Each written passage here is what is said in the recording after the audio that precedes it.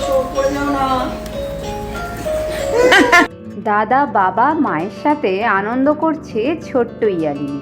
দেখুন এই ভিডিওটিতে ছোট্ট ইয়ালিনী কি সুন্দর লাল ড্রেস পরে সেজে গুজে দাদার সাথে একই টেবিলে বসে খাবার নিয়ে নাড়াচাড়া করে যাচ্ছে।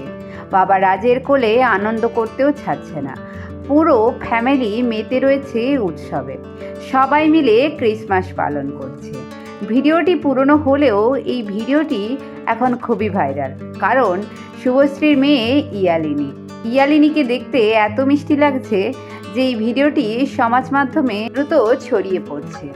ছোট্ট ইউফান এবং ইয়ালিনী দুজনে মিলে ক্রিসমাসে আনন্দ করছে, যেটা দেখে সত্যিই খুব ভালো লাগছে।